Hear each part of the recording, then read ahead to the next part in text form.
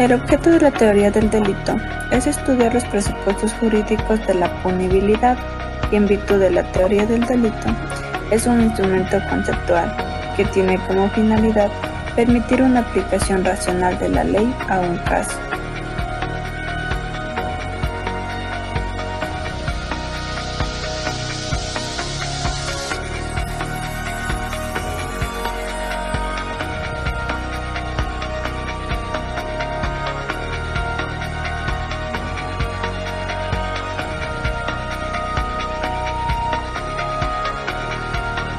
Como primer elemento tenemos la conducta, que trata de identificar un hecho en el proceso en el que una persona se ve inmersa, ya que debido a la actividad humana y a los movimientos voluntarios y no voluntarios del mismo, es como se dan las conductas ilícitas que son penadas por la ley.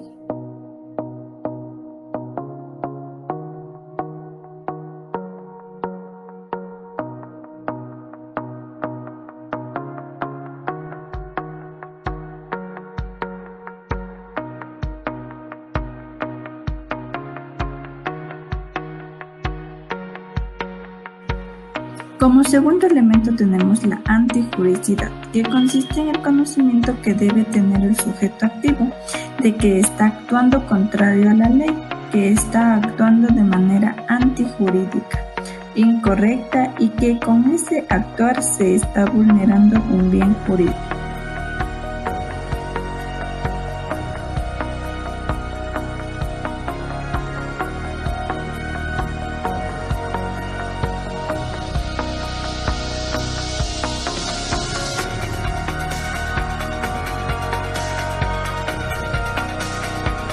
Como tercer elemento tenemos la tipicidad, que es la descripción de los elementos del delito, es decir, es la adecuación que hace la norma a las conductas, ya sean estas como acción o como omisión.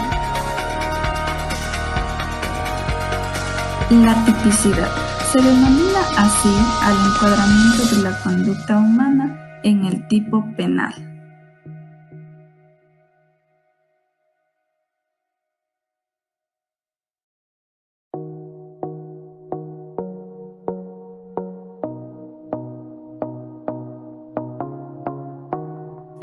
Y como último elemento tenemos la culpabilidad. El principio de la culpabilidad es la suma del conocimiento de la imputabilidad más la antijuricidad.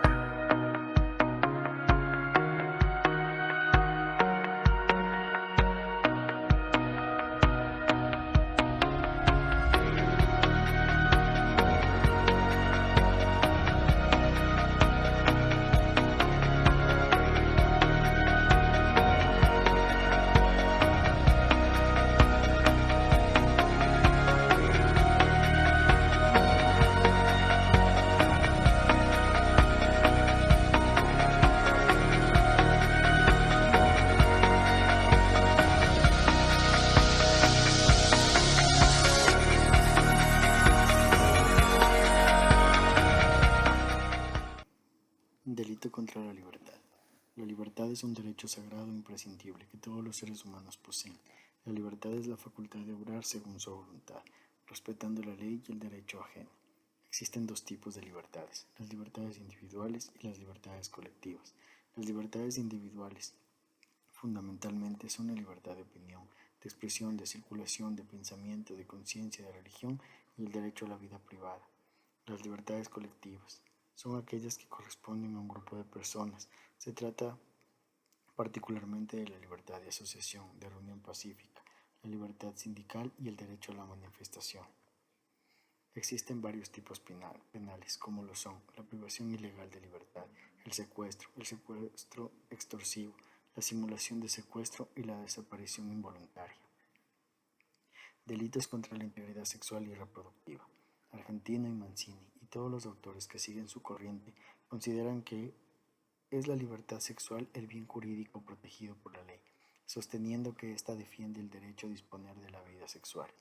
La Constitución política establece garantías relacionadas con respeto y protección que el Estado garantiza a los derechos y libertades sexuales vulnerados por este tipo de delitos. Así, por ejemplo, en el artículo 23 se indica en forma expresa algunos de los derechos humanos que el Estado ecuatoriano se obliga a reconocer y garantizar, entre ellos la inviolabilidad de la vida y la integridad personal.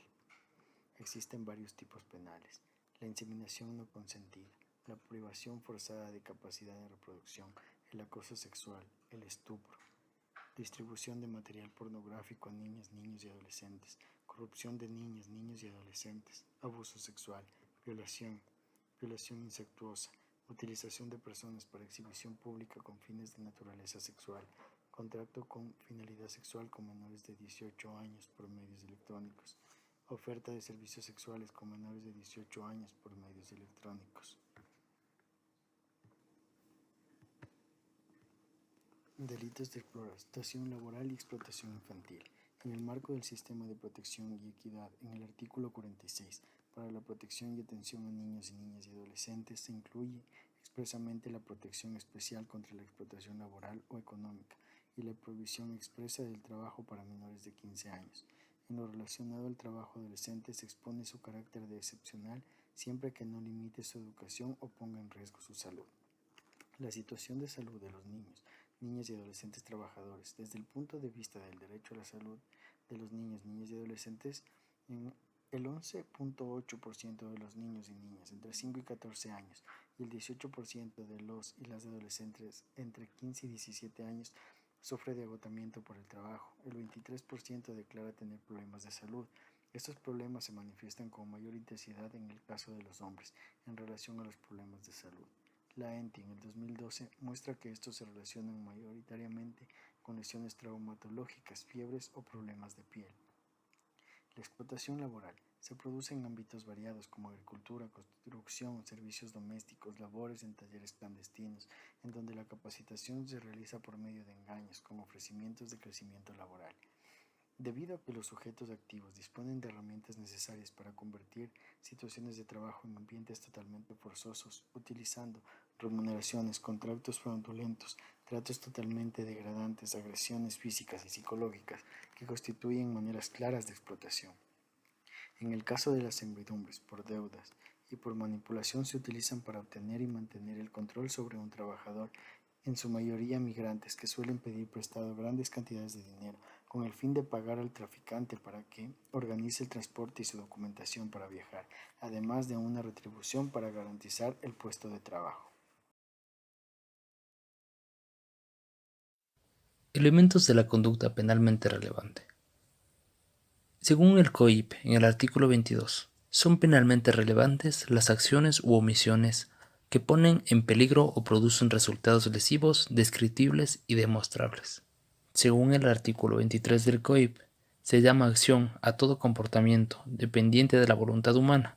Solo el acto voluntario puede ser penalmente relevante. En el caso en cuestión, encontramos una conducta de violencia sexual contra la mujer o miembros del núcleo familiar, tipificado en el artículo 158 del COIP. Como se refiere en los distintos peritajes y exámenes médicos, existió agresión física, psicológica y sexual por parte del agresor. Continuamos con la antijuricidad. En el artículo 29 del COIP, cuando al referirse a la relevancia penal, establece que una conducta debe lesionar o amenazar alguno de los bienes jurídicos a los que COIP presta protección penal.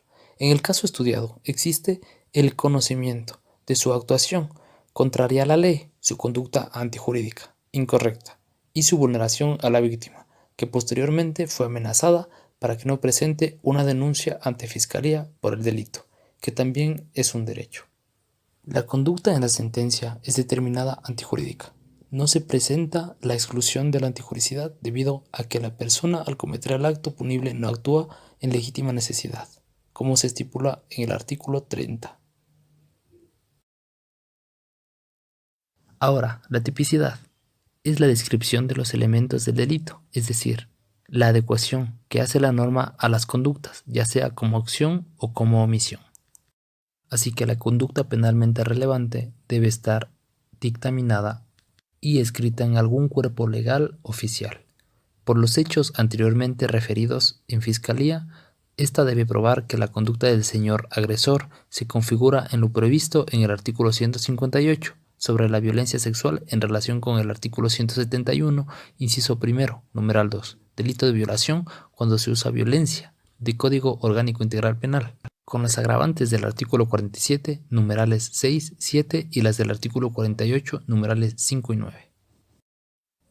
Se ha mencionado un factor clave para la sentencia: los atenuantes y agravantes. Aquí se analizan dos consideraciones circunstanciales, con base teórica en el artículo 44, mecanismos de aplicación de atenuantes y agravantes para la imposición de la pena. Se considerarán las atenuantes y agravantes previstas en el Código. No constituyen circunstancias atenuantes ni agravantes los elementos que integran la respectiva figura delictiva. En el caso en cuestión se presenta en el artículo 158 sobre la violencia sexual en relación con el artículo 171, inciso primero, numeral 2, delito de violación y uso de violencia. Los agravantes son los hechos que afectan de forma negativa la visualización de un delito, mientras que los atenuantes son los que afectan de manera positiva. Estos últimos no se encuentran dentro de este caso. Continuando con los agravantes, cometer la infracción con ensañamiento en contra de la víctima y las del artículo 48, numeral 5, compartir o ser parte del núcleo familiar de la víctima. Finalmente, conocer a la víctima con anterioridad a la comisión de la infracción. Estos hechos serán probados con la presentación de la prueba documental, pericial y testimonial. Sentencia. Unidad Judicial Especializada en Violencia contra la Mujer y la Familia del Cantón Ibarra. Denunciante, Megan Fox. Denunciado, Mufasa León. En el caso tenemos los siguientes datos. Existe un alto grado de influencia debido a que el acusado destacando como punto muy importante el episodio depresivo grave acompañado de planeación suicida, además del trastorno mental y del comportamiento debido al consumo de alcohol, con síndrome de dependencia y problemas mentales debido a las disfunciones cerebrales. Conclusión de la sentencia. En el artículo 36 del Código Orgánico Integral Penal señala que la persona que al momento de cometer infracción se encuentre disminuida en su capacidad de comprender la ilicitud de su conducta tendrá responsabilidad penal.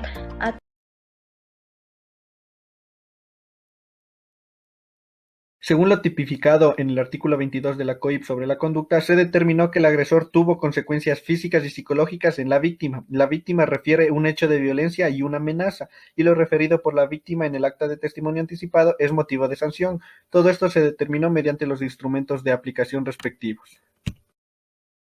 Con respecto a la antijuricidad, se recaudó y analizó datos a partir de instrumentos de evaluación. Existió conocimiento por parte de la víctima sobre la conducta de su agresor. No existieron alteraciones psiquiátricas y psicológicas que comprometieran las funciones cognitivas del agresor. Hubo antecedentes de consumo de alcohol y no existieron alteraciones con respecto a toma de decisiones, concentración y memoria. Con respecto al artículo 37, responsabilidad en embriaguez o intoxicación, salvo en los delitos de tránsito, la persona que al momento de cometer la infracción se encuentre bajo los efectos del alcohol o de sustancias estupefacientes, psicotrópicas o preparados que las contengan, será sancionado, por lo que la conducta del agresor es sancionable. La conducta delictiva está tipificada en el artículo 171. Violación. Es violación el acceso carnal con introducción total o parcial del miembro viril por vía oral, anal o vaginal, o la introducción por vía vaginal o anal de dedos o de objetos, dedos u órganos distintos al miembro viril a una persona de cualquier sexo. Quien lo cometa será sancionado con pena privativa de libertad de 19 a 22 años. La conducta puede ser considerada punible con un hecho subjetivo doloso. La víctima refiere que el agresor actuó de forma violenta durante un largo periodo de tiempo. El actuar del agresor provocó dolor físico y alteración psicológica hasta la consumación del hecho delictivo. En este artículo se señala de igual manera lo ya manifestado en el artículo 171, violación numeral 2. Con respecto a la culpabilidad, se evidenció que existía conservación de las funciones cognitivas por parte del agresor, no se vio comprometida la capacidad de raciocinio en la toma de decisión por parte del agresor, el consumo de alcohol fue previamente en cierto grado planeado, y en sí se logró determinar la situación psicológica cognitiva del agresor debido al consumo de alcohol y contexto del presunto delito. Circunstancias agravantes. Según el testimonio anticipado de la víctima, se puede enmarcar la situación delictiva en el artículo 47, inciso 2, cometer la infracción con violencia usando cualquier sustancia que altere el conocimiento o la voluntad de la víctima. Se logró determinar así que el agresor utilizó violencia física y psicológica antes, durante y después del hecho delictivo. Circunstancias atenuantes. El caso analizado, al ser un caso de violencia sexual y tras a determinar los diferentes reactivos psicológicos periciales analizados, se logra determinar que no existieron circunstancias atenuantes en el hecho delictivo. Delitos contra la libertad personal. La libertad es un derecho sagrado e imprescindible de todos los seres humanos. El artículo 161 del COIP cita el secuestro, que la persona que prive de la libertad, retenga, oculte, arrebate o traslade de un lugar distinto a una o más personas en contra de su voluntad será sancionada con pena privativa de libertad de 5 a 7 años. En el documento de la sentencia se evidencia la privación de libertad de la víctima en el domicilio del agresor durante varias horas. En el artículo 163, literal 1, desaparición involuntaria, será sancionada con pena privativa de libertad de 10 a 13 años si se comete por personas que tengan algún tipo de relación familiar o de poder o si la víctima ha sido sometida a violencia física, sexual o psicológica. Es evidente la privación de libertad de la víctima en contra de su voluntad. Se enfoca en la pena máxima porque hay relación familiar, ya que es la expareja, y de poder, ya que se aprovechó de la situación y de la circunstancia. La víctima al final no pudo defenderse y se usó la violencia física, sexual y psicológica. Delitos contra la integridad sexual y reproductiva. Artículo 170. Abuso sexual. La persona que en contra de su voluntad ejecute o obligue a ejecutar un acto de naturaleza sexual sin que exista penetración será sancionada con pena privativa de libertad de 3 a 5 años. Se puede evidenciar ante el testimonio que se encuentra en la sentencia que hubo la presencia de abuso sexual en el momento previo de la violación en el automóvil, ya que el agresor manipuló las partes íntimas de la víctima en contra de su voluntad. Artículo 171. Violación. Será sancionado con pena privativa de libertad de 19 a 22 años cuando se use violencia, amenaza o intimidación. Será sancionada con el máximo de la pena cuando la víctima, como consecuencia de la infracción, sufre una lesión física o daño psicológico permanente, o si es una persona del entorno íntimo de la familia o del entorno de la víctima. La parte de personalidad, ¿cómo te afectó? La víctima refiere: no soy comunicativa, soy muy desconfiada de la gente, me cuesta relacionarme con las personas, soy muy callada a pesar de que ya haya pasado años, pero sigue conmigo y me sigue lastimando. Pregunta: en la parte afectiva, ¿cómo crees que te ha afectado? La víctima refiere: no tengo esa confianza de relacionarme con otra persona de una manera abierta, sé que no puedo entregar cariño como lo podía haber hecho antes. En cuanto a la pena prevista, el agresor puso como base el artículo 36 del COIP.